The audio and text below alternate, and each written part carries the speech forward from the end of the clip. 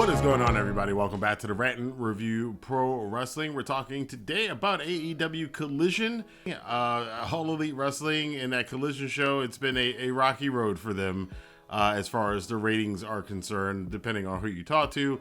I don't really talk about ratings a lot on this channel, so that might be as a topic for a different time. Maybe we'll look at it again in the future, but the content on AEW Collision has been really good, and that's what we're going to focus on today. But before we get into that, I want to remind you guys that I always have some free goodies down for you in the description box below, and I've been telling you guys for a while, if you want to buy crypto, you can use my link down below to get some crypto from Coinbase. Of course, you should move it off of Coinbase and put it on to your own personal ledger, which there's also a link down in the description box below for the Nano ledger, the Ledger Nano. And as you've seen, Bitcoin has surged again. So don't be late on it. Don't try to buy it when it's already up.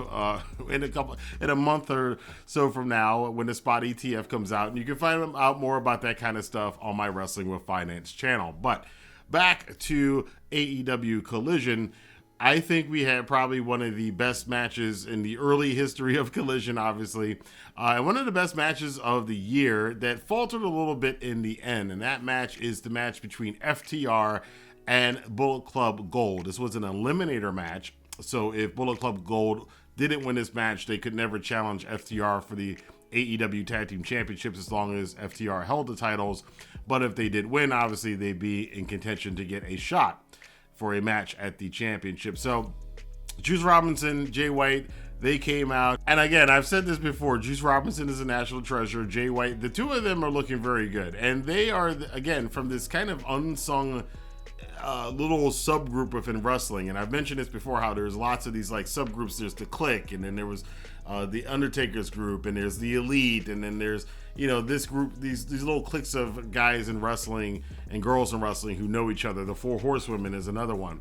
But this little group here from the New Japan Dojo from the early to mid 2010s of Jay White, David Finlay, and Juice Robinson have been, you know, kind of quietly making their waves in establishing themselves in the pro wrestling world. Obviously, David Finlay with the new Bullet Club over there in New Japan. We'll talk about that again as the weekend comes up, because we got the G1 coming up. But the Juice and Jay, as Bullet Club Gold, wrestled one of the best tag team matches I've seen this year, which was funny because it came on the same week as over in WWE. The Usos, Roman Reigns, and Solo had a fantastic tag team match. So we're seeing a lot. I will say this about the past year in wrestling, between the trios matches we've seen from AEW, some of the six-man matches we've seen in New Japan, WWE getting in on the tag division stuff, which has been really good. Tag team wrestling has had a renaissance right now in wrestling, and FTR, being one of the best tag teams, obviously was at the forefront of this. This match was absolutely phenomenal. From start to finish, well, from start to almost finish. The finish went a little bit off. It's like they didn't quite stick the landing on the finish, but the 99% of the rest of the match was so good, and it built, and it wasn't a lot of Canadian destroyers. It wasn't a lot of dives outside the ring. It wasn't a lot of pantomiming to the crowd. It wasn't a lot of stuff that, you know, the different sides of the pro wrestling community argue about what should happen and what shouldn't happen in a match. This was kind of a straight up old school tag team wrestling match. Had some flourishes of modern wrestling in there, but the core of this was just solid wrestling and solid tag team wrestling, which we haven't seen for a while, but FTR is good at that. Juice Robinson is a damn good wrestler and has been for quite some time. And Jay White, obviously Grand Slam winner from New Japan. A lot of the AEW fans who don't know Jay White, and I've mentioned this before, you haven't even scratched the surface. The guy is really, really good. As New Japan fans have known that for quite some time now. And this match is phenomenal. Now, what comes out of this after Juice and Jay won the match is now they are heading in towards this coming Saturday night on Collision. I have prior obligations, unfortunately, for Saturday, so I won't be able to watch it till much later. I was planning on watching the G1 much later that night, but now I'm going to have to kind of figure out how to fit. There's so much wrestling coming up this Saturday because there's 3 hours of AEW and then probably a 3 to 4 hour New Japan show with the G1 starting. But there will be a best 2 out of 3 falls match between FTR and Bullet Club Gold coming up this Saturday. I have a feeling that that match is going to be as good, if not better, than the one we saw this past week. So good on for Jay White, good on for Juice Robinson, and obviously FTR for having one of the most thrilling tag team matches we've seen on TV wrestling this year. Another thing that came out of the show was CM Punk. CM Punk and Samoa Joe met in the quarterfinals of the Owen Hart men's side of the tournament. We also had Powerhouse Hobbs and Ricky Starks. So 2 matches in the semifinals, bringing back 2 older feuds, one much older than the other one. Ricky Starks managed to get his win over Powerhouse Hobbs. Hobbs, after the match, apparently has gone face. He's turned on QT Marshall. QT Marshall was absolutely useless, and he wound up costing Powerhouse Hobbs the match.